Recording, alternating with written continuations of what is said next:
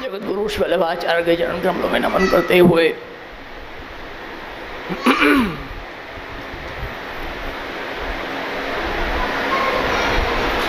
परमादरणीय काका जी उपस्थित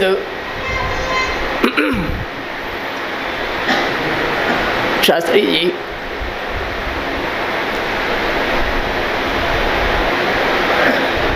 तथा हम भाग्यवान वैष्णवजन,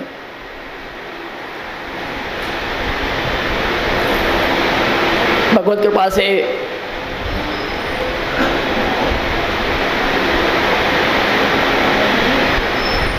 एकादशी सत्संग के अंतर्गत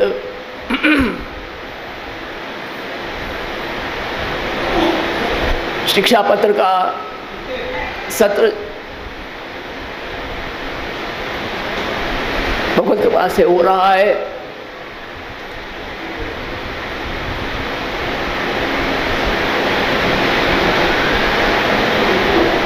श्री हरिराय चरण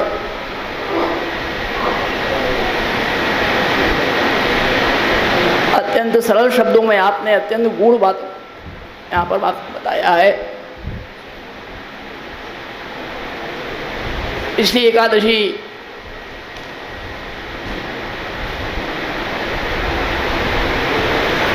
फागुन में हुई, तत्पश्चात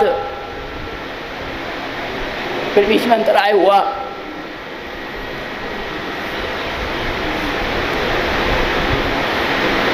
बहुत ही विशिष्ट सब भाव प्रकट हुए।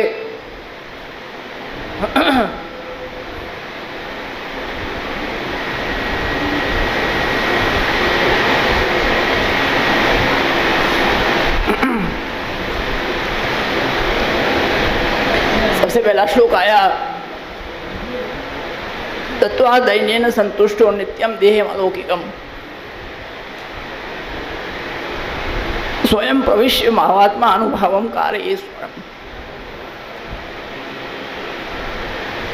दैन्य की चर्चा चली।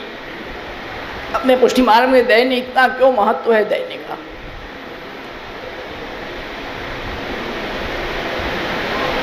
कहा जाता है भाई दैन्य से दैन्यता रखो, सेवा में दैन्यता रखो। क्यों आखिर महत्व है इसका?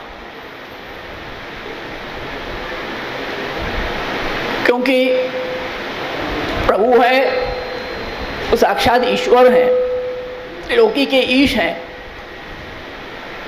प्रभु को कोई भी चीज की अपेक्षा नहीं है।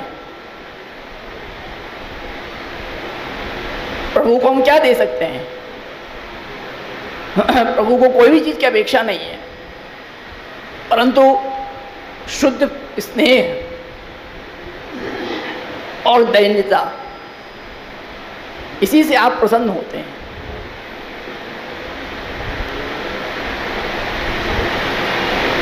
इसलिए बताया गया है प्रीतम प्रीत ही ते पहिए। और शुद्ध जब स्नेह हमारा होगा वो दैन्यता के सहित, तब प्रभु प्रसन्न होंगे। इसलिए प्रणय गीत में पहले ही आया, तप्त श्रेयसु किंकरीणाम तस्तनेषु शिरस्सु जो किंकरीणाम। हम आपकी दासी हैं, हमारे वक्षस्थल पे, हमारे मस्तक पे आप अपना चरणारविंद पधराओ।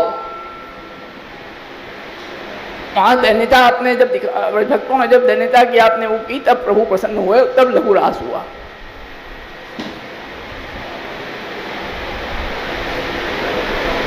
दैन्य के उसी मार्ग में सेवा नहीं हो सकती। इसीलिए राजपंचाध्याय में भी देखो, जब गोपी गीत हुआ,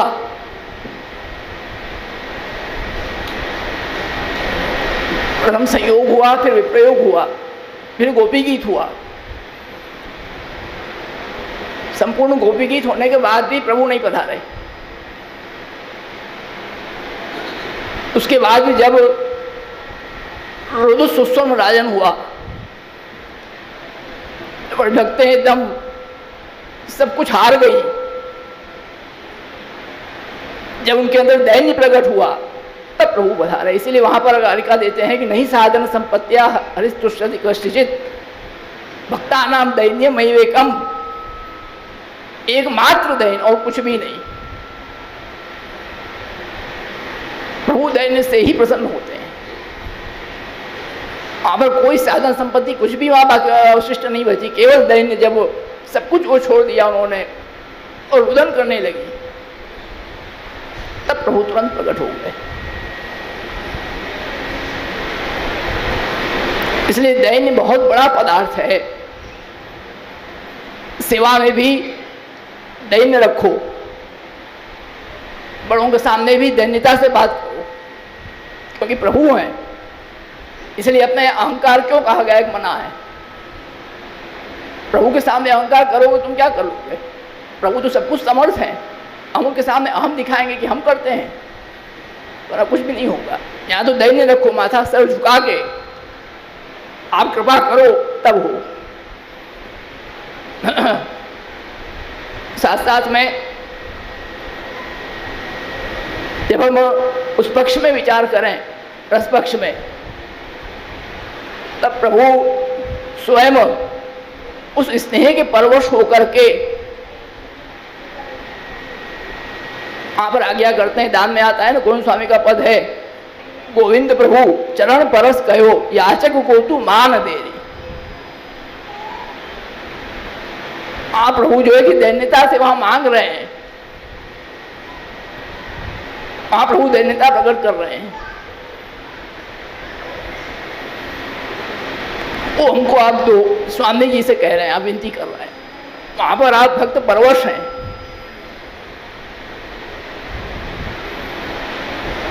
स्नेह परवश होकर आप स्वयं दैन्य कर रहे हैं।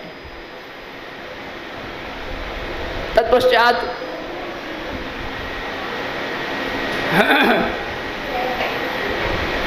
फिर दूसरा श्लोक आया, उसमें एवं विधम फलम नित्यम चिंतयन चेतसा सदा कुर्यादत्यादरम कृष्ण सेवायाम एव सर्वथा।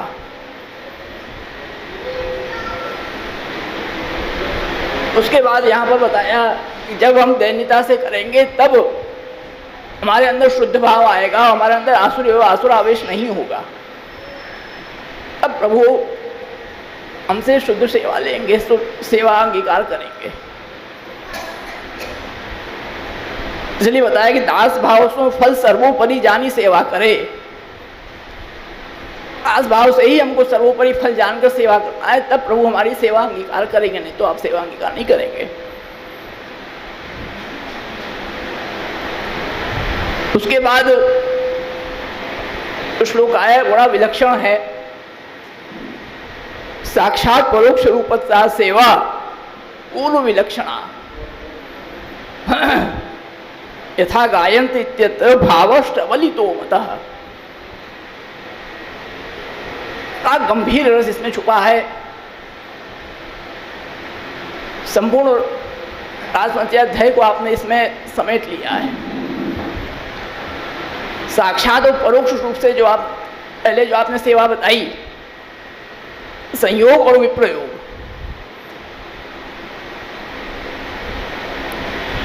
उस प्रकार की जो आपने सेवा बताई, उससे ये सेवा जो बता रही है विलक्षण है।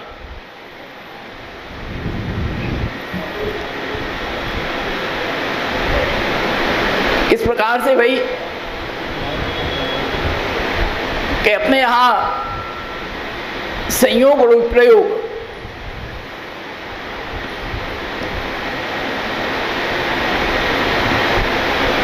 संयोग और प्रयोग निरंतर साथ ही चलेगा। प्रभु की सेवा में गए तब संयोग, तत्पश्चात अवसर हुआ तो पुनः विप्रयोग, हमेशा साथ में चलेगा।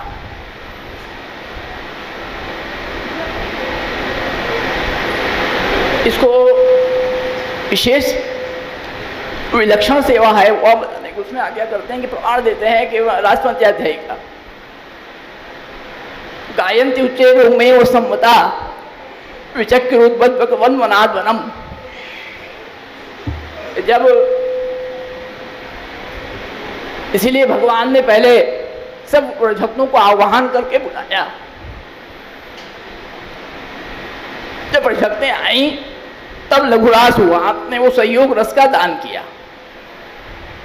क्योंकि जब तक संयोग का रस न प्राप्त हो तब तक प्रयोग का सुख कहां से मिलेगा? तब पहले संयोग हुआ होगा तभी तो प्रयोग का सुख मिलेगा, नहीं तो कहां मिलेगा। इसलिए जब आह्वान करके भक्तों को बुलाया, उसके बाद लघुरास के माध्यम से आपने संयोग रस का दान किया। तत्पश्चात आप अंतर ध्यान हुए, प्रभु अंतर ध्यान हुए, तब भक्तों को पुनः विप्रयोग हुआ। और उस अवस्था में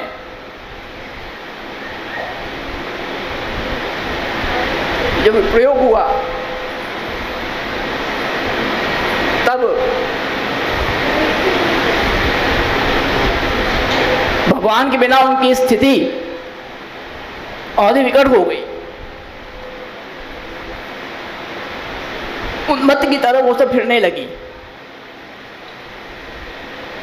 वहां पर आचार्य चरण बहुत सुंदर पंक्ति देते हैं आप,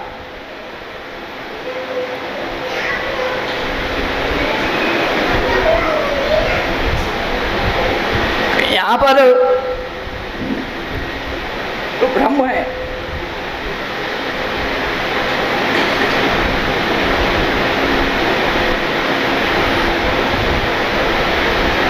आचार्य चरण की पंक्ति आदि बाह्याभ्यंतर विवेक हेतु आकाश इति पूर्वम निरूपितम तद्वत् एवं अभी अतः आकाश अस्ति ब्रह्मलिंगत्वम। भाई ब्रह्म का व्यापकत्व हम कैसे जान सकते हैं? ब्रह्म कितना व्यापक है उसको हम कैसे जान सकते हैं? क्यों बताते हैं कि वास्तव में कि आकाशवद, जिस प्रकार से आकाश व्यापक है उसी प्रकार से ब्रह्म तो आकाश से भी बड़ा है। तो केवल समझने के लिए कि आकाश किस प्रकार व्यापकता है उस प्रकार ब्रह्म की व्यापकता है। तो जहां पर एतादृशम सर्वमेव विद्यमानम अधिष्ठा, इस प्रकार सब जगह ब्रह्म विद्यमान है, उसको भी नहीं देखती हुई। ब्रह्म तो सब जगह है परंतु उनको नहीं दिखाई दे रहा है। आत्मनि विचारम त्यक्त्वा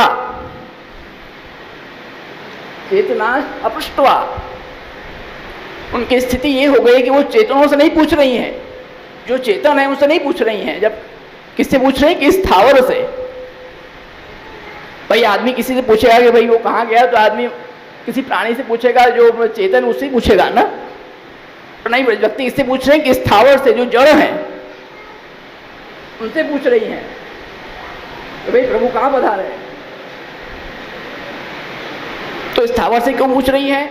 तो वहां पर आचार्य आज्ञा करते हैं, वो इसलिए पूछ रही हैं, वो जो वनस्पति है वो वैष्णव है।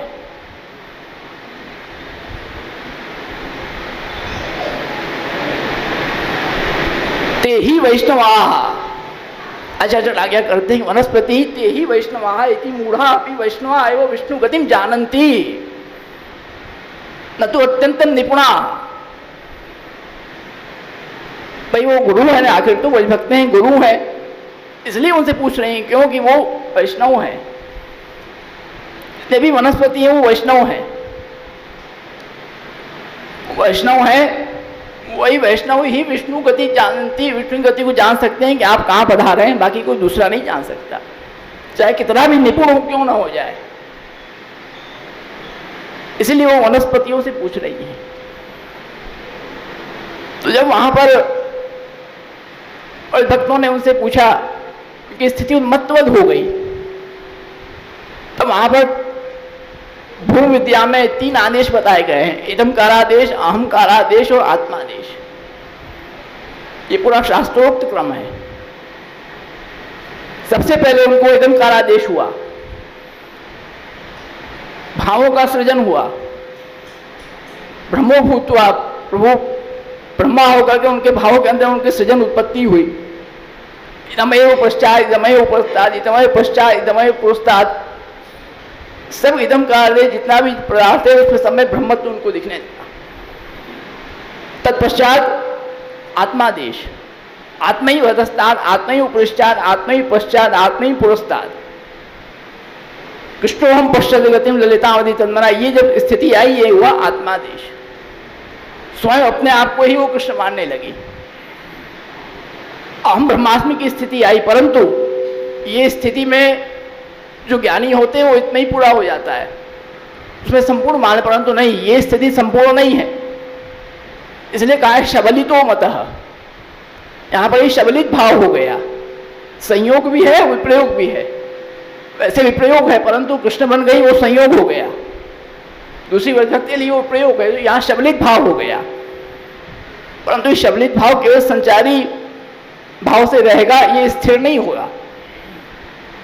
हमको इसके आगे बढ़ना है। इसके बाद क्या आया कि आत्मादेश, आत्मै वधस्ताद, आत्मै उपरिष्टाद, आत्मै पश्चात। तब आत्मादेश हुआ, तब हुआ गोपी गीत, सर्वात्म भाव की उत्पत्ति हुई। तद मनस्कास तदालापास तद विचेष्टास तदात्मिका तद गुणान एवं मनचा वसा कर्मणा सब प्रभु हो गया, उनकी तन्मयता हो गई, तब हुई गोपी गीत। उसके बाद फिर प्रभु रुद्रो भूतवा, जितने भी बीच में भाव आए थे, इन सब भावों का आपने नाश करके शुद्ध पुनः कृष्ण प्रजायते प्रभु पधारे और वहां उनसे रास किया। तब वह पुनः रास हुआ और प्रभु वहां प्रागट्य हुआ। इस प्रकार से इसका पूरा एक क्रम है राजपंच अध्याय का। तब वो महाराज की स्थिति आई।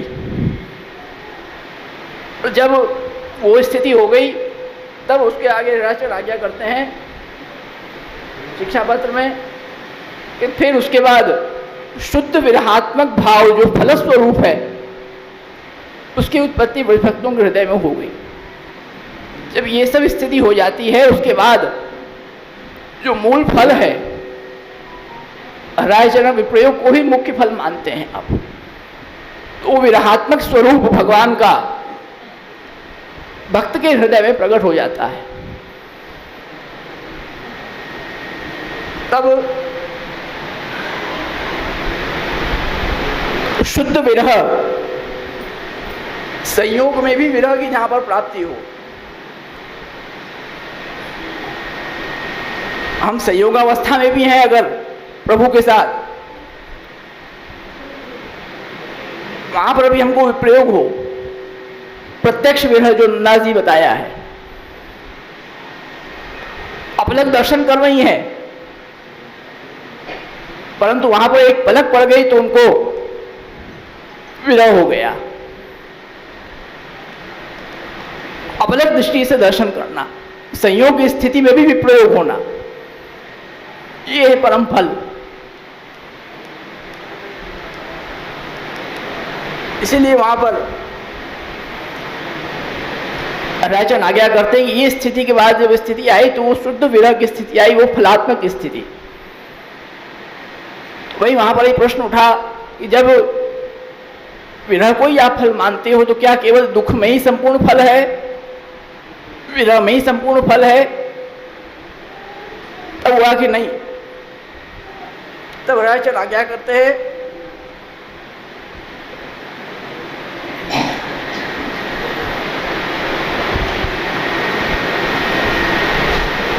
फलाशायाम फलम कृष्ण मदनम हृदय चिंत्यताम।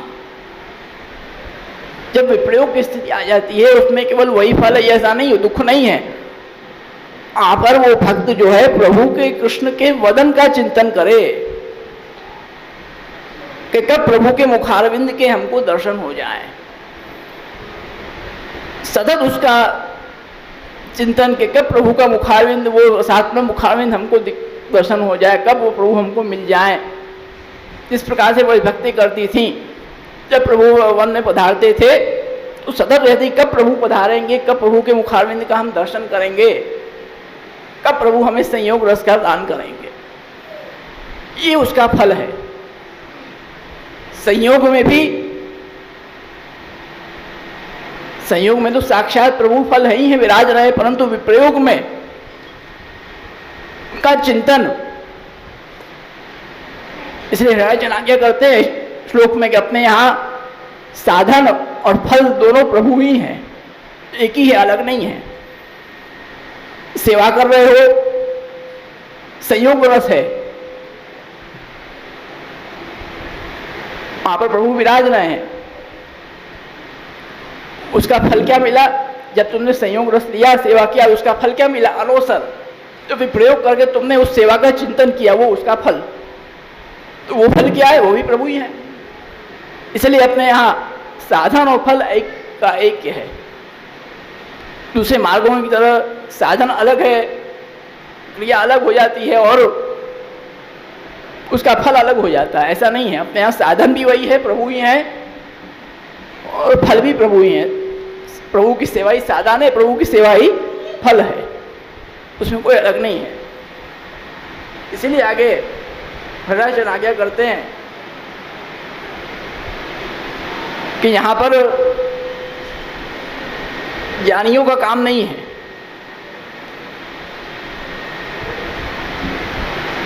क्योंकि जो ज्ञानी होते हैं वो रसात्मक प्रभु का चिंतन, स्वरूपानंद का दान उनको नहीं हो सकता है। भद्राचरण तो यहाँ तक आज्ञा कर रहे हैं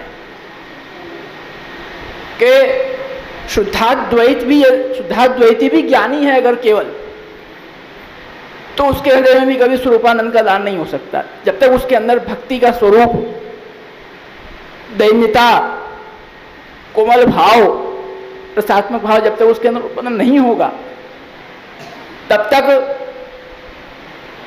शुद्धाद्वैती ज्ञानी के अंदर भी वो, उसके आगे भी ये सब चर्चा करना उचित नहीं है। क्योंकि ज्ञान में अक्षर ही फल है, अक्षर तक ही वो जा सकते हैं, परंतु यहां ऐसा नहीं है। यहां सदानंद है, आनंद अंश का आविर्भाव होता है, केवल चिदानंद नहीं है, यहां सदानंद है। तो शुद्धाद्वैत ज्ञानी को भी, जो केवल ज्ञानी है, जो भक्त हृदय नहीं है, उसके आगे भी ये सब चर्चा मत करो। प्रभु के मुखारविंद का दर्शन, साक्षात आचार्य चरण का दर्शन, वो आचार्य चरण की कृपा से उसी को हो सकता है कि जिसके हृदय में दैन्यता हो, सदर संयोग विप्रयोग की स्थिति बनी हो, जो भक्त हृदय हो, जिसके अंदर सतत क्लेश बना हो कि हम प्रभु के दर्शन हमको कब मिलेंगे, कब मिलेंगे, कब प्राप्त होंगे, ज्ञानी को ये नहीं प्राप्त हो सकता। तो इस प्रकार से बहुत सुंदर क्रम राजचरण आज्ञा की कि वल्लभा, और ये सब जितना भी हमको प्राप्त होता है उसका एकमात्र कारण कि वल्लभाचार्य की कृपा। इसलिए वहां पर बताया कि भाई कृष्ण के वदन का दर्शन आपने बताया, वो मुख्य फल है, उसको मुख्य फल बताया, क्योंकि वो श्री महाप्रभु जी का मुखारविंद है। कृष्णास्यम श्री आचार्य चरण का स्वरूप है, आपका वही आप आचार्य चरण का वही प्रागट्य है, भगवत वदनावतार। इसलिए उनका जब चिंतन होगा तब स्वतः अपने आप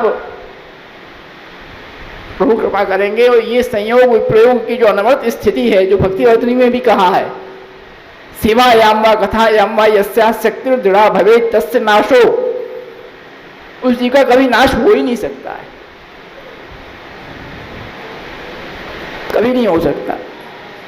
तो ये सतत चिंतन रख के विप्रयोग में भी, संयोग में भी, जो प्रत्यक्ष विरोध बताया है, संयोग में भी प्रयोग ही आपने मुख्य फल बताया है। कि सतत सामने बैठे हैं फिर भी वहां भी प्रयोग हो रहा है।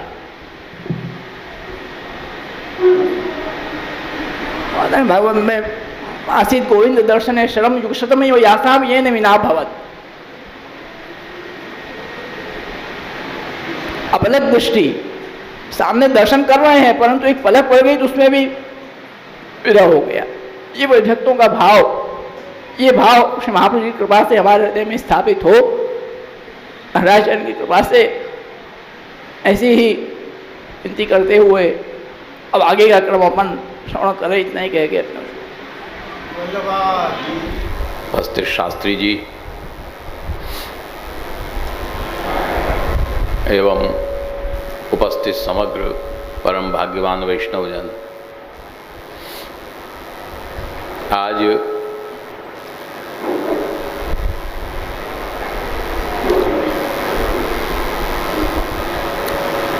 एक एकादशी बीच में छोड़ के फिर अपना ये क्रम आज एक मास बाद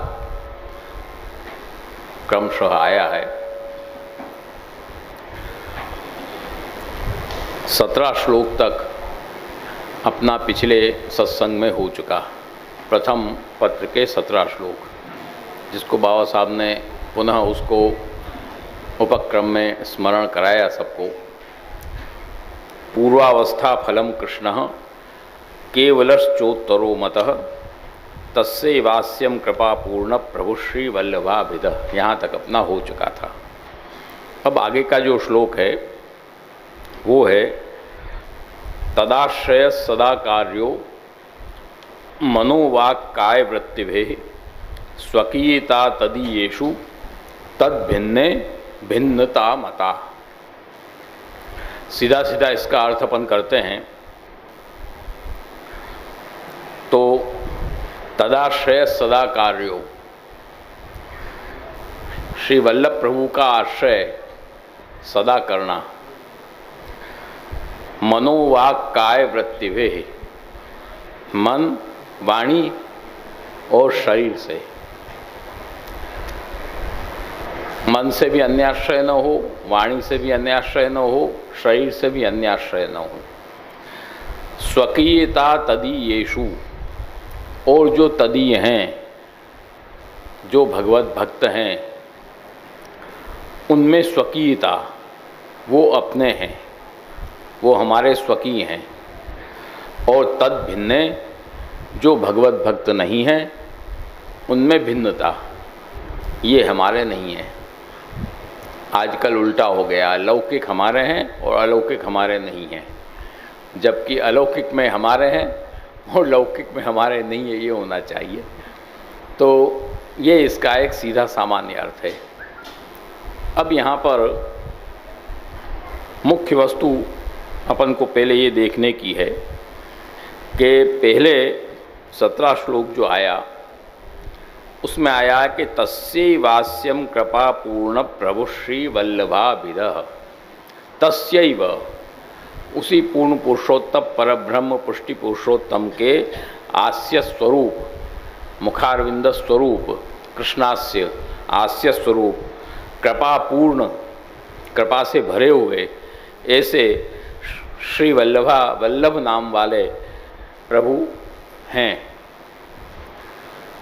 तो पिछले श्लोक से जब संबंध अपन लेंगे तो तदाश्रय, ये आश्रय श्री वल्लभ प्रभु में ही जाएगा, क्योंकि पिछले श्लोक में वही संबंध आया है। तस्य वास्यम कृपा पूर्ण प्रभु श्री वल्लभाभिदः। अब यहाँ पर प्रथम समझने की बात यह है कि तदाश्रय यहाँ पर कहा, तद आश्रय, तद शब्द भगवद्वाचक भी है। विष्णु सहस्रनाम में आता है कि एको नैकः सबः कः किम यत्तत्पदम अनुत्तमम, ये आता है विष्णु सहस्रनाम में। भगवान के क्या क्या नाम हैं? एकः, नैकः, सवः, कः, किम, यत्, तद, ये सब भगवान के नाम हैं, सब भगवत वाचक हैं नाम ये। तो इसमें तद नाम भी भगवत वाचक है। तो तदाश्रय, तद आश्रय, इसके अंदर प्रभु सहित श्री महाप्रभु जी हैं, इस बात को ध्यान देना। ठाकुर जी सहित श्री महाप्रभु जी का यहाँ पहुँचो विषय है। क्योंकि एक बात अपन को यहाँ ध्यान देनी है कि जो श्री वल्लभाचार्य ने जो मार्ग प्रकट किया वो शुद्धाद्वैत ब्रह्मवाद पुष्टि भक्ति मार्ग है, और उसके अंदर सीधी भाषा में कहें, लौकिक भाषा में, तो हमको इस मार्ग में भड़ूचीपना नहीं आना चाहिए। स्पष्ट शब्दों में कहें तो कोई महाप्रभु जी के भड़ूची बन जाएं, कोई गोकुलनाथ जी के भड़ूची बन गए, कोई गुसाई जी के भड़ूची बन गए, ऐसे नहीं। अपने मार्ग में तो तदाश्रय सदा कार्य, हरिराय चरण स्पष्ट आज्ञा करते हैं। इस तद के अंदर श्री महाप्रभु अपने श्री ठाकुर जी, स्वामी जी, श्री महाप्रभु जी, श्री गुसाई जी सब आए। हरिराय चरण आगे और भी आएगा इसके अंदर ही कि श्री कृष्ण श्री मदाचार्य तथा श्री विठ्ठलेश्वर तथा लीलास्थ सामग्री नैत साम्यम कदाचन। दीक्षित काका जी भी अपने प्रवचन में आज्ञा करते हैं कि भड़ूची नहीं बननो। यहाँ तो श्री महाप्रभु जी गुसाई जी जो आज्ञा करी है उस आज्ञा के अनुसार ही हमको चलना है। श्री महाप्रभु जी गुसाई जी को ठाकुर जी के साथ में ही हमको लेकर चलना है। ये नहीं कि महाप्रभु जी को ही हम माने, ठाकुर जी को दंडोती न करें, ये नहीं। वो सब एक ही स्वरूप है, अलग स्वरूप नहीं है। तो तद शब्द से अपन को श्री महाप्रभु जी का ठाकुर जी के साथ में तदाश्रय सदा कार्य, उनका आश्रय हमको नित्य प्रति करना है। मनोवाक काय वृत्तिभे ही। अब यहाँ पर एक चीज और समझने की है कि श्री महाप्रभु जी और श्री गुसाई जी और श्री यमुना जी, ये तीनों स्वरूपों का, इन तीनों स्वरूपों पर एक विशेष जवाबदारी है, एक विशेष उत्तरदायित्व है कि समग्र वैष्णवों को भगवत सन्मुख करना। इसलिए तो दूर कर सोर कर जाए पीसों कहे, अतहि आनंद मन में जो रखे। ये क्यों है? और दैवोद्धार प्रयत्नात्मा और अपने है ना भूय भक्ति प्रचारिक कृते स्वान्वय कृत, 3 पृथ्वी परिक्रमा किया आपने। श्री गुसाई जी ने भी इतनी परिक्रमाएं किया, इतना सब कार्य किया। क्यों? आप पर एक उत्तरदायित्व है तीनों पर कि दैवी जीवों को पुनः भगवत सन्मुख करना। अब ये उत्तरदायित्व क्यों आया, क्या मतलब है, इसको समझो। उत्तरदायित्व से मतलब कहाँ से आया है उत्तरदायित्व, किसने दिया और क्यों आया। लौकिक में एक सामान्य विषय होता है, जब कोई काम होता है, उस काम में कोई चीज़ गलती से या कोई चीज़ से अपन से हो गई तो वो कहेगा कि नहीं देखो अब तुझे ये काम करना है पूरा। ऐसा सामान्य नहीं होता, तेरी गलती से हुआ अब तुझे ही पूरा करना है। समझने के लिए एक दृष्टांत हम बता रहे हैं। यहाँ क्या स्थिति है, यहाँ भी कुछ ऐसी ही स्थिति है, यहाँ भी कुछ ऐसी ही स्थिति है। ये सब लीला वैलक्षण्य है। एक प्रसंग आता है, वो कहाँ का है वो तभी हमको स्मरण नहीं आ रहा है, बड़ों से सुना हुआ है। कहीं घरू वार्ता या अपने निज वार्ता या कहीं कोई प्रसंग बड़ों के मुखारविंद से वचनामृत में कहीं ये प्राप्त अवश्य है, याद आएगा तो जरूर बताएंगे। एक प्रसंग आता है, बड़ों से सुना हुआ है कि कोई भी लीला जब तक प्रिया जी न पधार जाएं, स्वामिनियाँ न पधार जाएं, तब तक वो लीला प्रारंभ नहीं होती है। रास में भी जब अपन प्राचीन रास का क्रम देखते थे तो रास की जब प्रारंभ होती थी तो खबर जाती थी स्वामी जी के पास कि पधारो, रास लीला को समय है गयो है, कृपा करके रास मंडल में पधारो। प्राचीन रासधारियों का जिसने देखा होगा उसको ध्यान होगा, आजकल तो सब खत्म हो गया वो। तो जब खबर जाती थी, जब आप पधारते थे श्री स्वामी जी, तब प्रारंभ होता था, उसके पहले नहीं। लीलाएं सब रास के अंतर्गत है। तो एक उसका कारण भी है कि जब तक यूथाधिपति न पधार जाएं, तब तक वहाँ रस की स्थिति कैसे बनेगी? रस की स्थिति नहीं बन सकती। श्री महाप्रभु जी और श्री गोसाई जी उभय दल हैं, श्रृंगार रस के दोनों दल हैं, विप्रयोग और संयोग, प्रथम दल और द्वितीय दल, दोनों दल जब तक वहाँ न पधार जाएं तब तक रस की स्थिति नहीं बन सकती, रस का आनंद नहीं आ सकता। क्रम चालू भी हो जाए तब भी रस का आनंद नहीं आ सकता, और 2 मिनट के लिए रस का आनंद भी आ जाए, रस भी आ जाए 2 मिनट के लिए, प्रभु विराज रहे रस स्वरूप, परंतु उसमें रुचि नहीं बनेगी प्रभु की। रुचि तो उत्पन्न तभी होगी जब दोनों आप पधारेंगे, उसके बिना नहीं हो सकती। इसलिए कृपा निधि नाम आया सर्वोत्तम में। हरिराय चरण इसका अर्थ बहुत सुंदर करते हैं, कृपा निधि, क्र अर्थात कृष्ण, कृष्ण को जो पा अर्थात पालन करता है, कृष्ण की जो रक्षा करता है, उनका जो पालन करता है, वो कृपा निधि है। बड़ा गंभीर अर्थ है ये पंक्ति, अभी उसको छेड़ने नहीं बैठेंगे हम, क्योंकि सबके बस की नहीं है वो चीज़। तो जब तक वो नहीं पधार जाए तब तक वो स्थिति नहीं होती है। एक बार किसी लीला में, अब कौन सी लीला थी अभी इतना भी भूल रहे हैं हम, रास लीला थी या होरी लीला थी या कोई लीला थी, उस समय सब तैयार थे और अभी तक पधारे नहीं थे स्वामी जी, और उस समय श्री यमुना जी ने विनती करके अब विलम्ब हो रहे हो है तो लीला प्रारंभ करें, ये श्री यमुना जी ने विनती किया है। ऐसा प्रसंग है प्राचीन सुना हुआ, और वो लीला प्रारंभ हो गई। जब वो लीला प्रारंभ हो गई, स्वामी जी तो पधारे नहीं थे, तो श्री चंद्रावली जी ने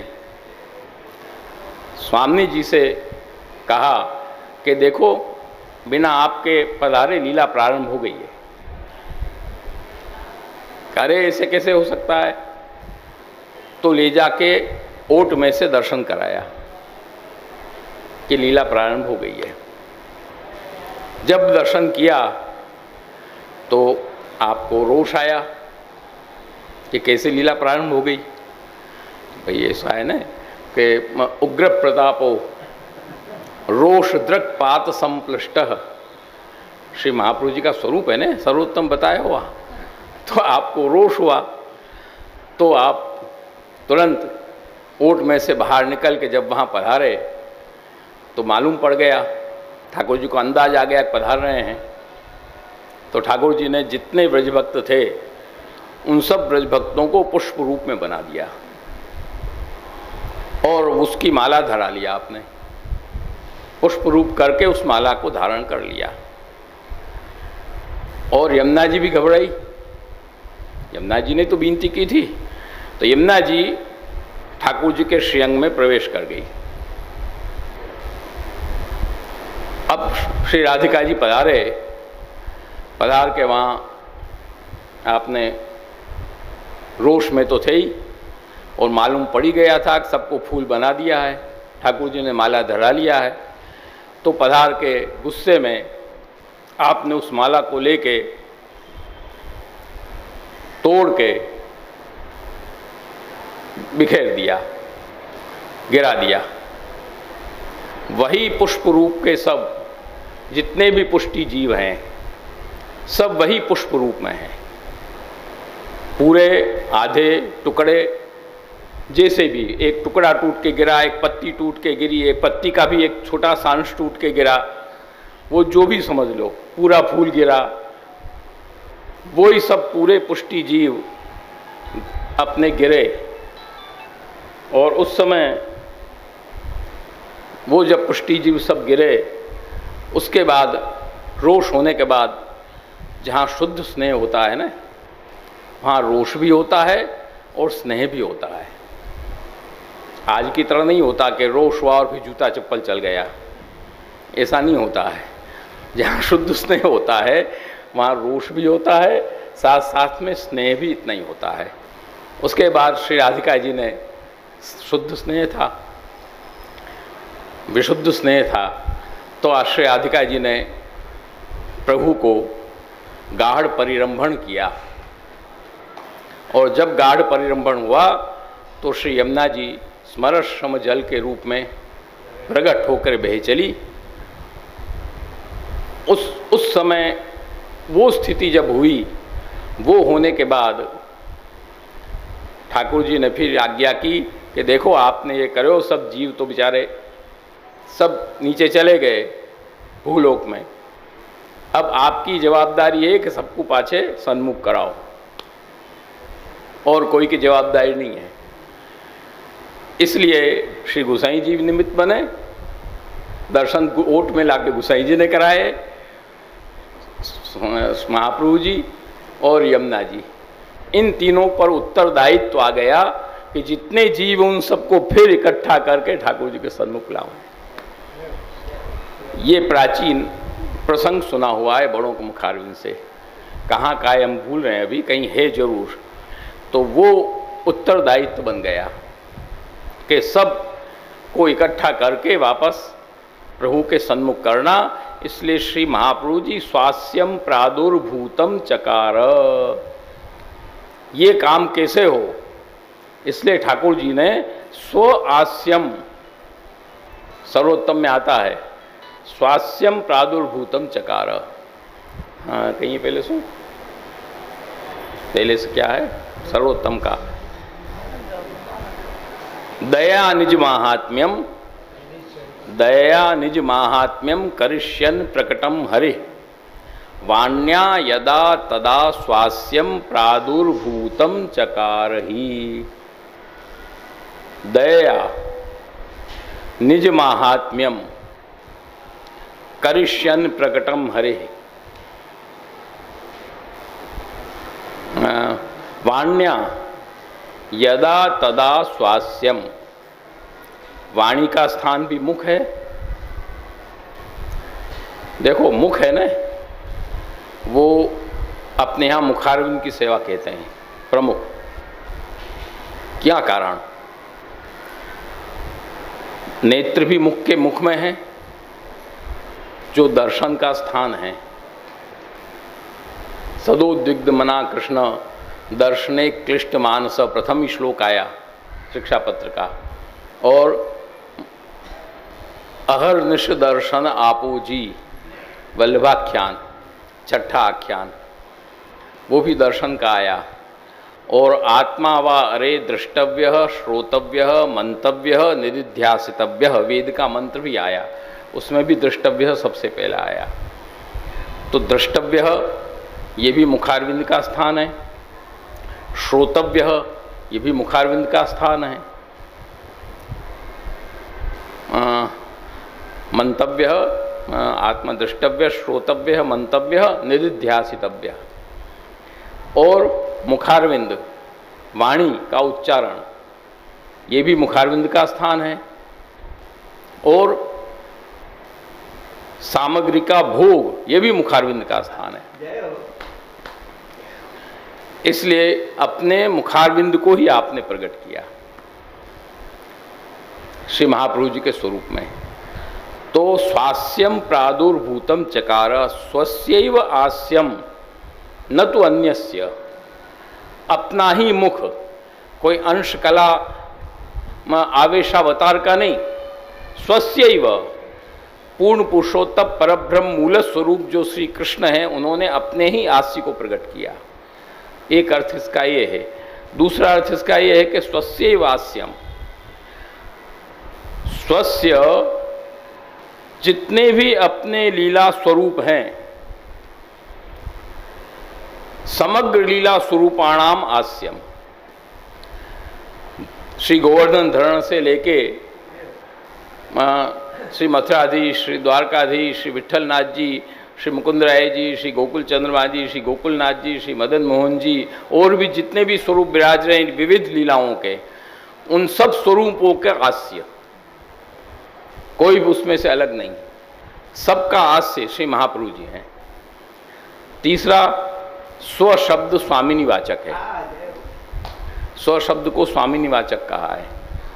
तो अपना जो अंदर स्थित जो स्वामिनी भाव, स्त्री भावो गूढ़ पुष्टि मार्गे तत्वम, ये आज्ञा है कारिका की। तो जो अपना स्वामिनी भाव अंदर विराज रहा आपका, उसका और स्वयं का दोनों का मिश्रित स्वरूप आपने वहां पर प्रकट किया। स्वस्य वास्यम, स्वास्यम प्रादुर्भूतम चकार, अपने ही स्वरूप को वहां पर प्रकट किया, क्योंकि बिना खुद के ये कार्य हो नहीं सकता, कोई कर नहीं सकता, क्योंकि स्वामी जी की ही कृपा हो सकती है कि वो सब जीवों को सन्मुख करे, बिना उनके सन्मुख हो नहीं सकते। कृपयति यदि राधा बाधिता शेष बाधा, किम परम अवशिष्टम पुष्टि मर्यादयोर में। तो श्री राधिका जी की कृपा से ही भोग भी संभव है और दर्शन भी संभव है, बिना संभव नहीं है। वही कृपा करें तब वो उनकी आड़ी से ही संभव है। राधा अधर सुधा बिना पियने बीजू काई नव भावे जी। इसलिए तो अपने श्री महाप्रभु जी गोसाई जी की आड़ी दी जाती है। जब महाप्रभु जी गोसाई जी की आड़ी दी जाती है तब होता है तद्धा तद गोपिकेश स्वदन कमले चारु हासे करोति, उसके पहले नहीं। 50 आचार्य हो गए, सब आचार्य प्रकट हो गए, सबों ने सब भोग लगाते हैं, नहीं लगाते ऐसी बात नहीं है। सब मार्गों में भोग लगता है कि नहीं लगता है, परंतु अद्धा अंगीकार नहीं है। अद्धा का मतलब साक्षात का हर जगह किसी न किसी प्रक्रिया से अंगीकृति है। चाहे अग्नि में हवन करो, यज्ञो वे विष्णु भगवान को प्राप्त हो, कोई तर्पण दे के प्राप्त, जल दे के प्राप्त, जल चढ़ा के सूर्य को प्राप्त करावे, कोई कैसे प्राप्त करावे, कोई कैसे प्राप्त करावे, कोई प्रतीक रूप में उपासना पद्धति से प्राप्त करावे, कैसे भी कराओ। देवता लोग आँखों से ग्रहण करते हैं। आज पूजन करने आप लोग बैठते हो तो नहीं होता है नैवेद्यम निवेदयामी। अब नैवेद्यम निवेदयामी, तुमने 2 अक्षर छाटा, नैवेद्य रखा, इतने देर में नैवेद्य आरोग लिया देवताओं ने, सामने आते ही नैवेद्य हो गया, क्योंकि वो दृष्टि से ग्रहण करते हैं, सीधा ग्रहण नहीं कर सकते। नैवेद्य उन्होंने ग्रहण कर लिया, फिर हटा दो उसको, पहले बात पूरी। नैवेद्यम निवेदयामी हो गया, वो भोग आ गया, खत्म। उसके लिए समय लिया जाता है? बताओ, कहीं भी समय लिया जाता है? नहीं। अपने यहाँ समय, अपने यहाँ तो इतने मिनट समय, इतने मिनट वो समय, क्योंकि यहाँ साक्षात अंगीकृति है। तद्धा तद गोपिकेश स्ववदन कमले, अपने वदन कमल में साकार स्वरूप, इसलिए वदन कमल कहा यहाँ। साकार स्वरूप से आप विराज के साक्षात उसका अंगीकार अपने मुखारविंद में करते हैं, वो भी स्वामिनी मुख संबंध से ही। इसलिए स्वास्यम प्रादुर्भूतम चकार, उस स्वास्थ्य को आपने यहाँ पर प्रादुर्भूत किया श्री महाप्रभु जी, श्री गोसाई जी के स्वरूप में। दोनों में अभिन्नता है। श्री महाप्रभु जी कृष्णास्य है तो श्री गोसाई जी भी कृष्णास्य ही हैं, उसमें कहीं भेद का सवाल नहीं है। अभेदावच्छेद से दोनों का ग्रहण होगा। तो यहाँ पर इसीलिए हमने ये बात कही कि यहाँ पर दीक्षित काका जी भी इसीलिए आज्ञा करते हैं प्रवचन में कि यहाँ अपने भड़ूची क्रम नहीं है। यहाँ तो श्री महाप्रभु जी गोसाई जी ठाकुर जी से सहित सब महाप्रभु जी गोसाई जी के अंदर समग्र है। उसको तुम हटा नहीं सकते, वो तो उनके साथ ही है, उसको अलग नहीं कर सकते अपन कभी भी। इसलिए यहाँ पर शरीरायचरण आज्ञा करते हैं कि तदाश्रय सदा कार्य, जो पहले बताया पूर्वावस्था फलम कृष्ण केवलश्चोत्तरो मतः तस्यैवास्यं कृपापूर्ण प्रभुश्री वल्लभाभिध, और न तत्र ज्ञान संबंधो हेतु उत्तरापि निवैचितः सच्चिदानंद रूपस्तु प्रसिद्ध पुरुषोत्तम। सच्चिदानंद स्वरूप जो स्वरूप है वो जो भगवत गीता में बताया गया है कि यस्माक्षरमती तो हम अक्षरादपि चोत्तम अतोस्मि लोके वेदे च प्रथित पुरुषोत्तम। सच्चिदानंद रूपस्तु प्रसिद्ध पुरुषोत्तम। और सदानंद स्वरूप जो प्रभु हैं वो लोक वेदातीत, ये ध्यान देना, वो लोक वेदातीत है, वो लोक वेद से भी ऊपर है। यतो वाचो निवर्तन्ते अप्राप्य मनसा सह, वहाँ श्रुतियों की भी वाणी जाकर रुक गई कि यहाँ वर्णन नहीं कर सकते, वहाँ तो दर्शन करके अनुभव कर सकते हैं, बस अनुभव का खेल है वहाँ, और कोई खेल नहीं है। तो वो स्वरूप जो है लोक वेदातीत स्वरूप, उसी का आस्यम, तस्यैव आस्यम स्वास्यम प्रादुर्भूतम चकारः, वो स्वरूप आपने यहाँ पर प्रकट किया।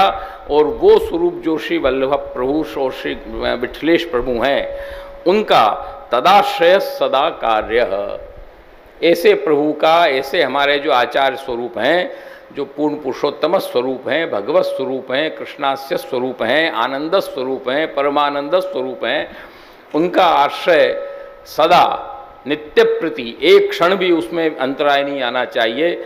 वहाँ वो अन्याश्रय जरा सा हुआ, वो पूछने गई कि क्या होएगो, है ना, कौन सी वार्ता है, हाँ क्या होगा, और अन्याश्रय हो गया जरासे में। इस तरह से अन्याश्रय नहीं, सदा कार्य, तदाश्रय सदा कार्य। ये आश्रय शब्द आने से ये बात भी ध्यान दो कि विवेक और धैर्य के साथ में है। विवेक धैर्य सततम रक्षणीय तथाश्रय, विवेक धैर्य सहित आश्रय है। विवेक और धैर्य सहित आश्रय होगा तो भड़ूचीपना नहीं आएगा, विवेक होगा तो। ये विवेक क्या है, विवेक अपने आप उसमें आ गया और धैर्य भी उसमें आ गया, तो वो नहीं आ सकता। तदाश्रय जो शुद्ध पुष्टि मार्गी पद्धति है, श्री वल्लभाचार्य चरण प्रगटित जो पद्धति है, उसी तरह से हमको आश्रय करना है। तदाश्रय सदा कार्य मनो वाक काय वृत्ति भी, मन की वृत्तियों से, वाणी की वृत्तियों से, शरीर की वृत्तियों से, अथवा मन वचन कर्म और वृत्तियों से आश्रय सदा करो। और स्वकीयता तदीयेषु, तदी जो भक्त हैं, जो अनन्य भक्त हैं, उनके अंदर स्वकीयता, ये हमारे हैं, ये भाव रखो। और तद भिन्न भिन्नता मता, जो भिन्न हैं, जो तदी नहीं हैं, भक्त नहीं हैं, उनमें भिन्नता रखो। तद भिन्न भिन्नता मता।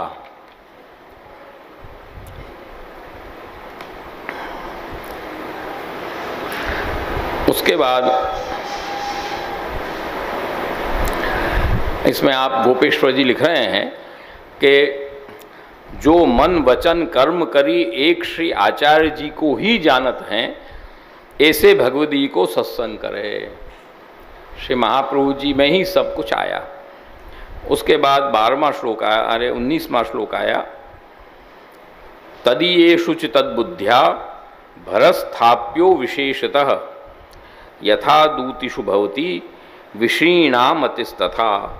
यथा भवति दूतिषु, ऐसा पाठ भी कई जगह प्राप्त होता है। तदीयेषु च तद्बुद्ध्या भरस्थाप्यो विशेषतः। तदीयेषु, जो तदीय भक्त हैं, उन भक्तों के अंदर तद्बुद्ध्या, हरि गुरु वैष्णव सरखा लेखो आता है ना, अपने दयाराम भाई का है शायद, इसमें भेद नहीं। तो तदीयेषु, जो भगदी भक्त हैं, उनमें तद्बुद्ध्या, वही बुद्धि रखकर, जैसे आपने आज्ञा किया ने कि श्री महाप्रभु जी ने तुम्हारे हृदय में विराज के हमको आज्ञा करी है। श्री गोसाई जी ने, हाँ, इसी तरह से अच्युत दास के लिए प्रसंग में आता है। इसी तरह वहाँ जो हरिराय चरण आज्ञा कर रहे हैं कि अपने आता है ना वो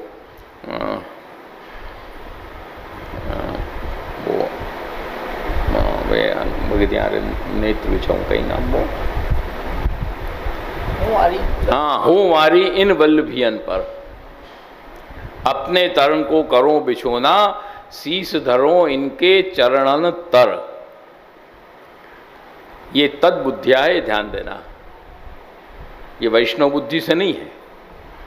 वो आचार्य हैं हरिराय चरण, तो वैष्णव के शीश धरो इनके चरणंतर आज्ञा नहीं कर सकते, परंतु तद बुद्धिया, तदीयेषु च तद बुद्धिया, हूँ वारी इन वल्लभियन पर। आप ये क्यों आज्ञा कर रहे हैं कि ये जो वल्लभी हैं, ब्रज में भी इसकी चर्चा हुई थी अपने यात्रा के प्रसंग में, कि इन वल्लभियन पर अंगुली निर्देश है, सब वैष्णव नहीं है यहाँ पर, इन वल्लभी अंगुली निर्देश से बताया जा रहा है।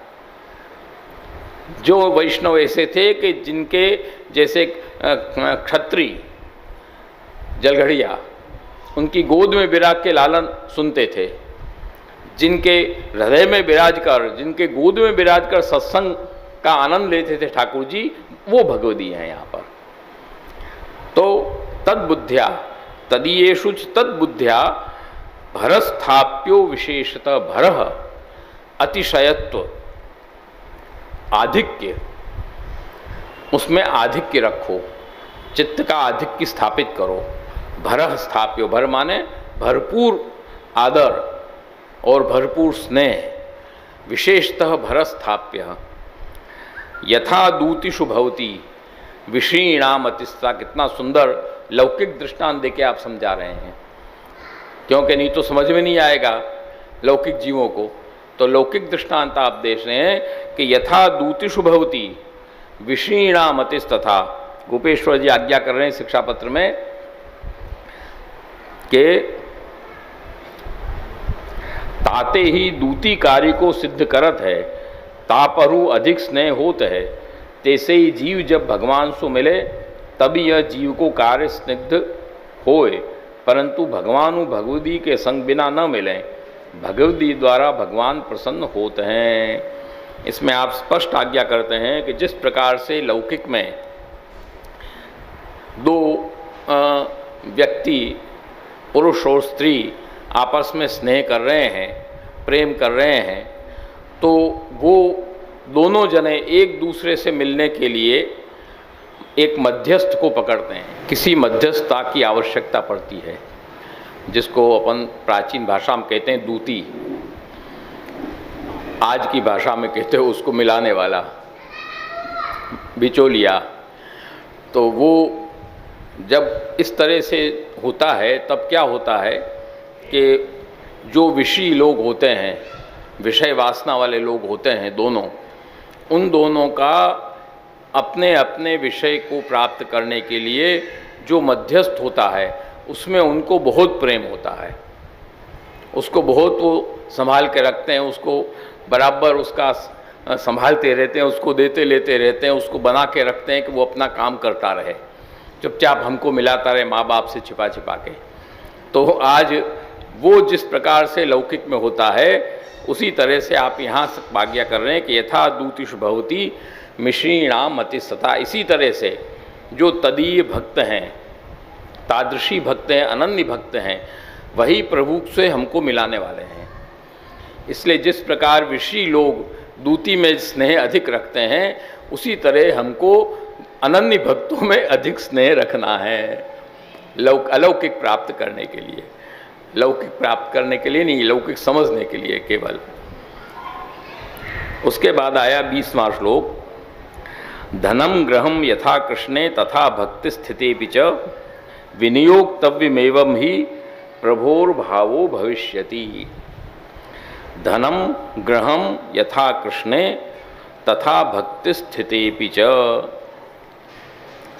विनियोक्तव्यमेवं ही प्रभोर्भावो भविष्यति।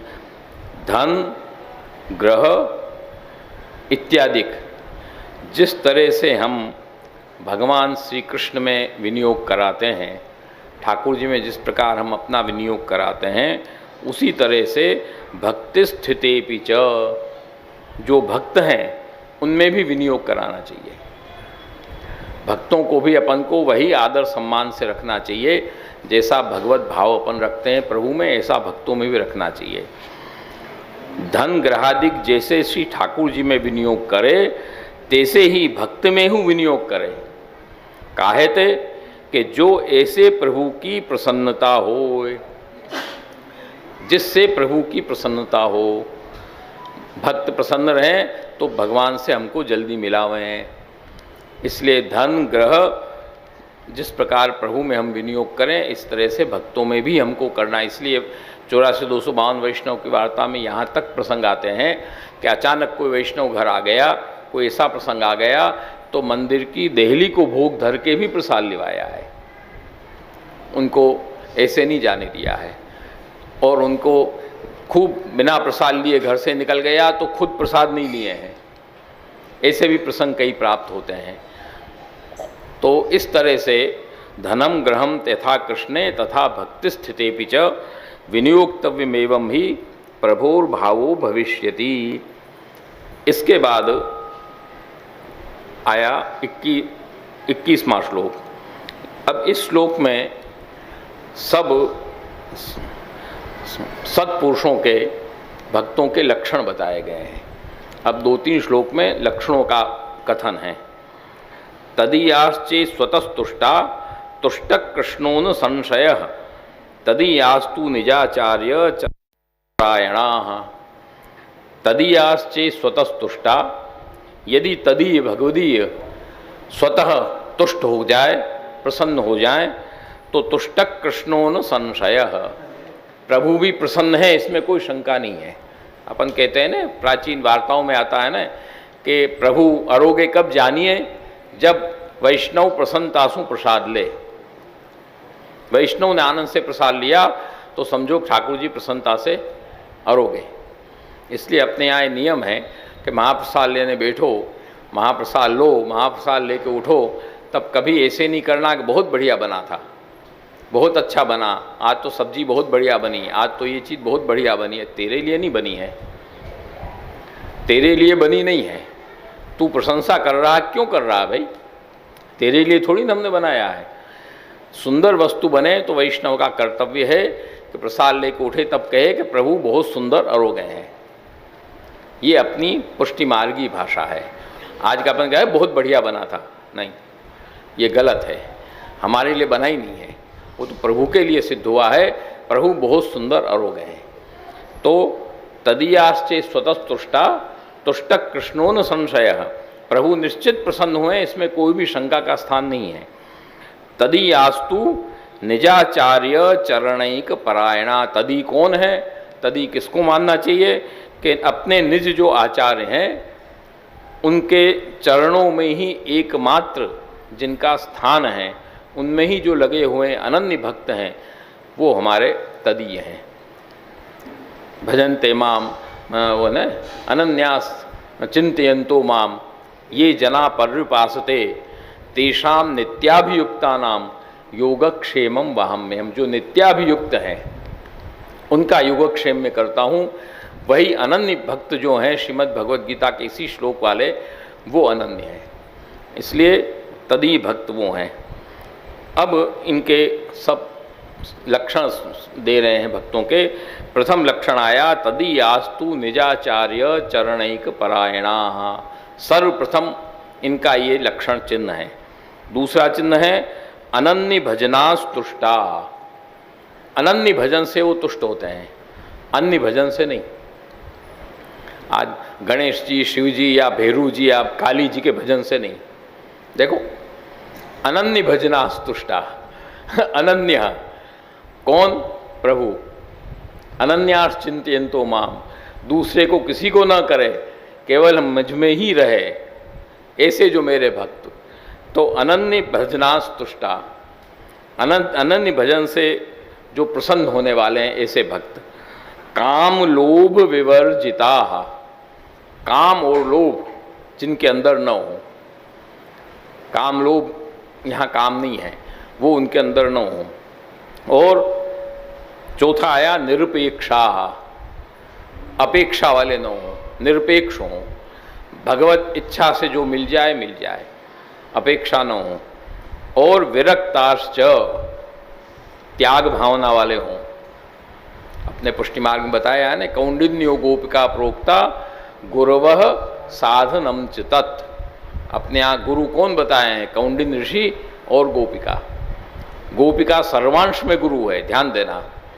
और कौंडिन्य ऋषि है वो सर्वांश में गुरु नहीं है, क्यों? मर्यादा है। वो केवल त्याग में गुरु हैं।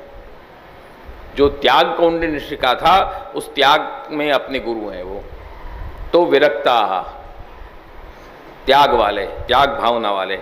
और सर्वभूत हिते रता, सब प्राणी मात्र के हित में जो चाहने वाले हैं। कहते हैं ना, वैष्णव जन तो तेने कहिए, पीर पड़ा पराई जाने जी। दयाराम भाई का है ना? हैं? नहीं नहीं, दयाराम भाई का है। क्या गांधी जी, तुम भी गजब करते हो। गांधी जी ने तो उसको अपना लिया, जाके ये तो दयाराम भाई का है। वैष्णव का लक्षण है कि वैष्णव, ये हुआ छठा। और फिर सातवां आया निर्मत्सराः, मत्सर दोष से रहित हों, मत्सर दोष न हो उनके अंदर। इसको ये हुआ तो मुझे क्यों नहीं, इसको ये मिला तो मुझे क्यों नहीं। सेवा में आज किसी को 4 वैष्णव खड़े हैं, किसी को 1 सेवा मिली, किसी को 1 सेवा, मुझे इसको सेवाएं दी, मुझे क्यों नहीं दी, ये नहीं। मत्सर दोष नहीं होना चाहिए। जो सेवा आपको मिल गई आनंद से, उसी को पूर्ण, क्योंकि सेवा है वो कोई न छोटी है न कोई बड़ी है। सेवा सब सेवा है। सेवानुफल सेवा थाशे, ये दयाराम भाई का ही है शायद। ये भी सेवा का फल सेवा ही है। सेवा साधन भी है, सेवा फल भी है। साधन फल का ऐक्य है। तो जो भी सेवा हमको मिली वो फल रूप ही है, फलात्मक ही है। उस सेवा को हम फल रूप मानकर ही आनंद से करेंगे तो हमको वही आनंद मिलने वाला है जिसको विशेष दिखने वाली सेवा से आनंद मिल रहा है। इसलिए उसमें मत्सरपना नहीं होना चाहिए। और कृष्ण सेवा कथादि विहिता दरा, भगवत सेवा और भगवत कथा, इसके अंदर जिनका आदर बंधा हुआ है और दूसरी जगह कहीं आदर नहीं बंधा हुआ है। भगवत स्वरूप सेवा और भगवत नाम सेवा, कृष्ण कथन, कृष्ण सेवा कथादि विहिता दरा। श्रीमद् भागवत जैसे आई, इसी तरह भगवत कथाएं, श्रीमद् भागवत है उसमें सब तरह की कथाएं हैं। कथाएं नहीं है ऐसी बात नहीं है, हर राजाओं की सबकी कथा है, कोई नहीं है ऐसी बात है। पुरंजन उपाख्यान भी है, सब है। परंतु सब क्या है, सबका समावेश अंत में जाके कहाँ होता है? उपक्रम और उपसंहार देखो। उपक्रम क्या आया? सत्यम परम धीमहि जन्माद्यस्य तो न्वयादितरतः, पहला श्लोक। चार्थेषु भिज्ञस्वराट तेने ब्रह्म हृदय आदि पुरुषा मह्यन्ति यस्सूरयः तेजो वारि मृदाम यथा विनिमयो यत्र सर्गो मृषा धाम्ना स्वेन सदा निरस्तु कुहुकम सत्यम परम धीमहि। ये प्रथम श्लोक आया श्रीमद् भागवत का। और अंतिम श्लोक कौन सा आया? नाम संकीर्तनम यस्य सर्व पाप प्रणाशनम प्रणामो दुख शमनम तम तम नमामि हरिम परम। तम क्यों कहा? नहीं तो सीधा कह देते सुखदेव जी कि नाम संकीर्तन में से सर्व पाप प्रणाशनम प्रणामो दुख शमनम हरिम नमामि। तम क्यों कहा? तम इसलिए कहा कि जो उपक्रम में सत्यम परम धीमी कहा था वही। वही हरि हैं, इसलिए हरि शब्द यहाँ पर आया, दुख हरता हरि। और इसीलिए श्री महाप्रभु जी ने भी 7 जो अर्थ किए श्रीमद् भागवत के, शास्त्रे स्कंधे प्रकरणे ध्याये वाक्ये पदे क्षरे, 7 अर्थ। शास्त्रे स्कंधे प्रकरणे अध्याये वाक्ये, शास्त्रे स्कंधे प्रकरणे ध्याये अध्याये वाक्ये पदे और अक्षरे, 7 अर्थ जो आपने किए। इन 7 अर्थ में पहला अर्थ आया शास्त्रार्थ। संपूर्ण भागवत शास्त्र का अर्थ क्या है? तो आप आज्ञा करते हैं कि आनंदस्य हरेर लीला इति शास्त्रार्थ। आनंद स्वरूप भगवान हरि की लीला, तम नमामि हरिम परम, और सत्यम परम धीमहि तम नमामि हरिम परम, आनंदस्य हरेर लीला। वही आनंद स्वरूप भगवान की लीला है, वही श्रीमद् भागवत है। इसलिए श्रीमद् भागवत में समाधि भाषा, मतांतरी भाषा और लौकिकी भाषा, तीनों भाषाएं हैं श्रीमद् भागवत में। परंतु प्रमाण कौन सी है? समाधि भाषा। समाधि भाषा व्यासस्य प्रमाणम तच्चतुष्टयम। तो क्या दूसरी भाषाएं प्रमाण नहीं है? इसका मतलब महाप्रभु जी ने खंडशः प्रमाण स्वीकार किया भागवत का, ऐसा नहीं है। परंतु तदभिप्रायोपब्रह्मण न्याय न, मतांतरी और लौकिकी भी प्रमाण है, क्योंकि वो समाधि भाषा के अभिप्राय का उपब्रह्मण ही करती है। वो भी प्रमाणी है, वो भी भागवती है। समाधि भाषा कहने का मतलब पूरी भागवत। प्रकाश में आप आज्ञा करते हैं समाधि भाषा भागवतम, क्योंकि संपूर्ण है वो। जैसे आज आम है, आपने एक आम लिया, आम का सीजन चल रहा है ना भाई, आपने आम लिया, आम खाया, तो आपने तो उसका रस पिया, छिलका और गुठली तो चूस के फेंक दिया। परंतु आम तो पूरा होगा, खाली रस को आम कहोगे? आम किसको कहोगे? आम तो पूरे को कहोगे ना। छिलका और गुठली, समाज परमत भाषा और लौकिक भाषा जो भी कह दो, वो छिलका और गुठली है, परंतु वो भी आम के रस का ही तो उपब्रह्मण कर रही है। यदि छिलका और गुठली नहीं तो आम का रस रहेगा कहाँ? उसमें ही तो आम का रस रहा है अंदर। तो समाधि भाषा की दोनों उपब्रह्मण करती है, लौकिकी और मतांतरी भाषा। इसलिए प्रमाण संपूर्ण है, पूरी भागवत भगवत लीला है।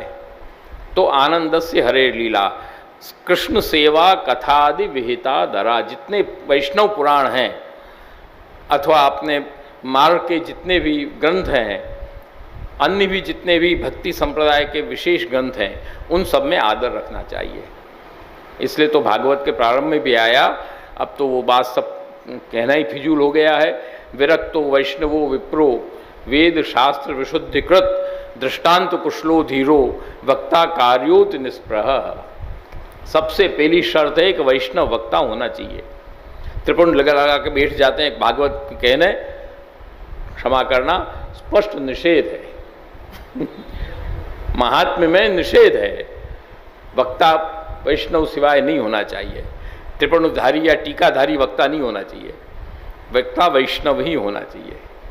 विरक्तो वैष्णवो विप्रो ब्राह्मण होना चाहिए। आजकल तो भगवान जाने कौन कौन बैठ जाते हैं, प्रभु जाने। और वेद शास्त्र विशुद्धिकृत, आजकल तो लेडीज से भी बैठ जाती है, वहाँ लेडीज का उल्लेख नहीं है। विरक्तो वैष्णवो विप्रो वेद शास्त्र विशुद्धिकृत और दृष्टांत कुशलः, आजकल ये मिल जाता है। बातें बनाने में उस्ताद हैं सब, दृष्टांत कुशल हो जाते हैं, पर अंड बंड दृष्टांत देते हैं, शास्त्रीय दृष्टांत नहीं देते। दृष्टांत कुशलः धीरः, धैर्यवान होना चाहिए। और सबसे बड़ी बात निष्प्रह, उस पर तो जीरो लग गया है आजकल। निष्प्रह का तो प्रश्न ही नहीं है। पहले फीस नक्की होगी तब कथा होगी, आजकल की स्थिति ये है। जबकि निष्प्रह श्रीमद् भागवत का महात्म्य कहता है, हम नहीं कह रहे हैं। तो इसलिए कृष्ण सेवा कथादि विहिता धरा, ये हुआ कुल 8 प्रकार के लक्षण भगवदियों के बताए।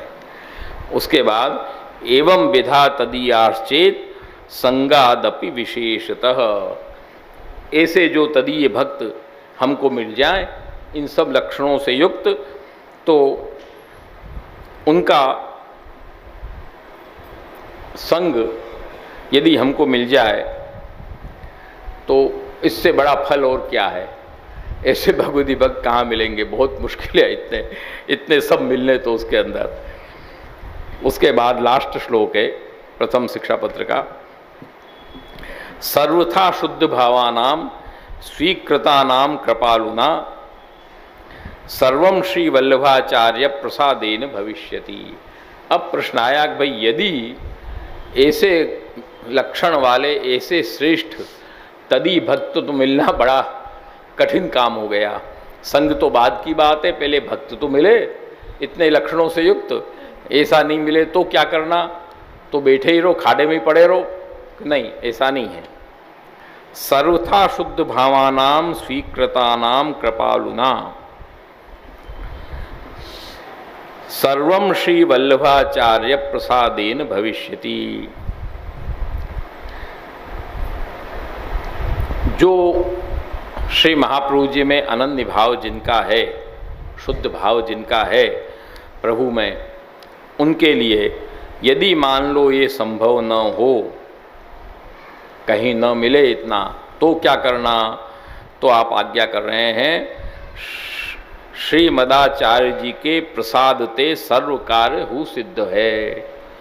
श्री महाप्रभु जी में अनन्यता यदि है, उनके ग्रंथों में अनन्यता यदि रखे, तदि न मिले संग ऐसा तो उनकी कृपा से सर्वम भविष्यति।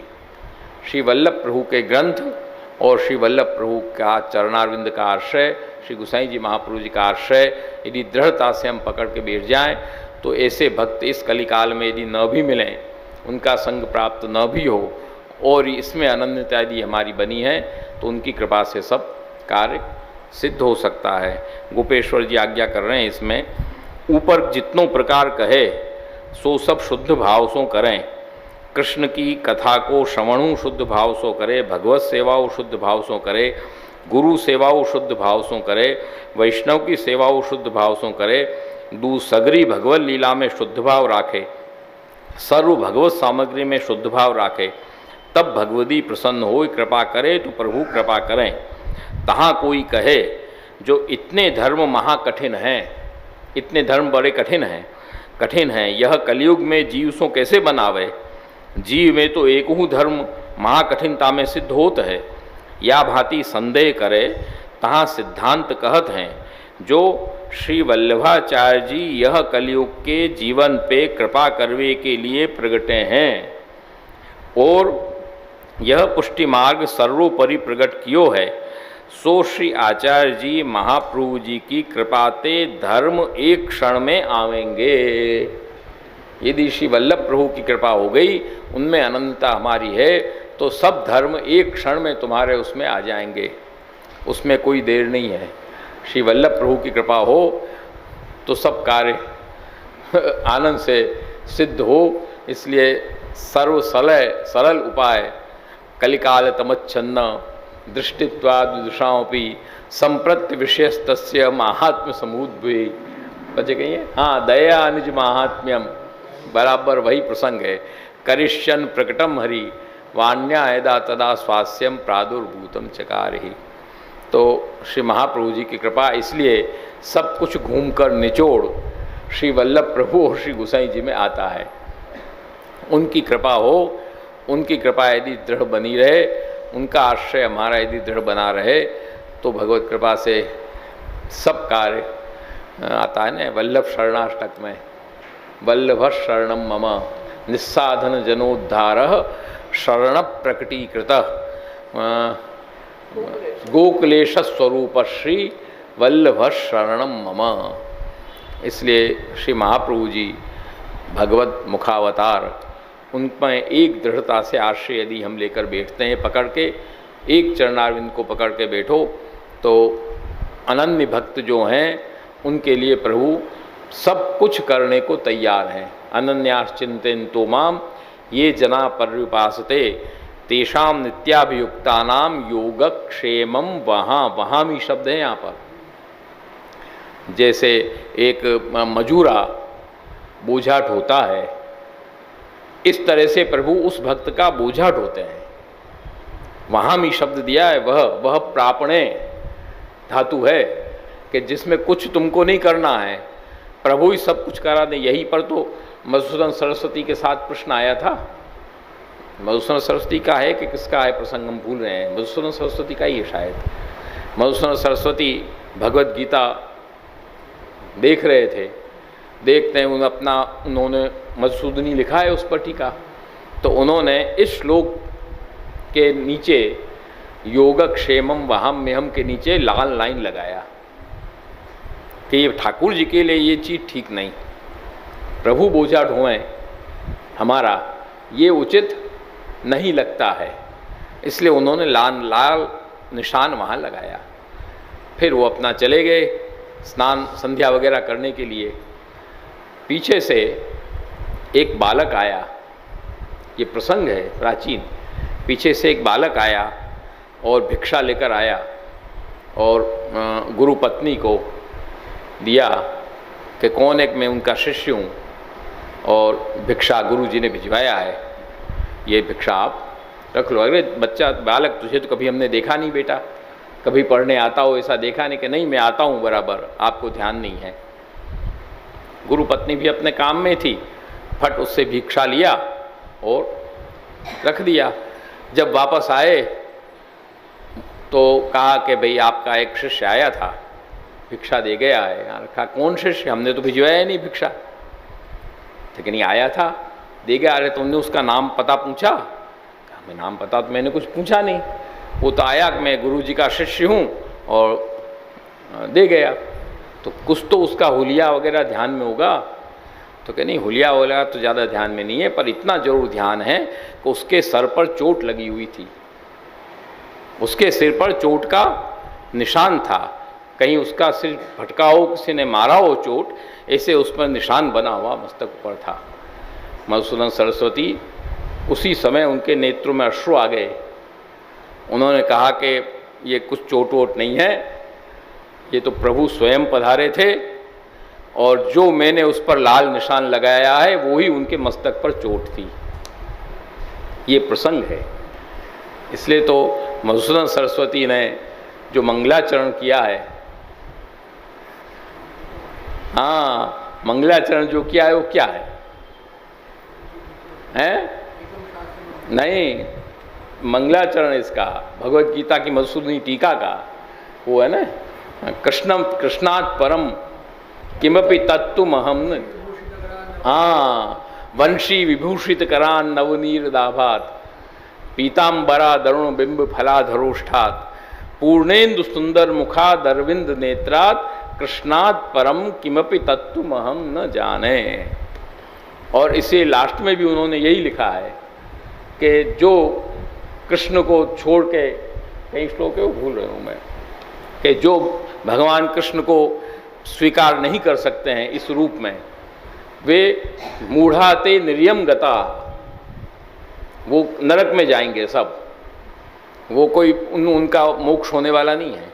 ये मधुसूदन सरस्वती लिख रहे हैं, विचार करो, जो शांकर वेदांत के ऐसे बड़े विद्वान थे। तो ये चोट, इसलिए भगवत गीता और भगवत शास्त्रों में इसलिए श्री महाप्रभु जी आज्ञा करते हैं कि एक एक अक्षर व्यर्थ नहीं है, एक एक अक्षर जो है वो भगवत स्वरूपात्मक है, उस पर कभी कोई प्रश्न चिन्ह नहीं लगाना। वहाँ तो प्रभु बोझा ढोते हैं अपने भक्त का।